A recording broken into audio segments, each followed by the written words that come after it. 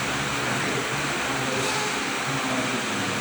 Okay, taas natin ang ating kinuwanan, si Ren at si ano?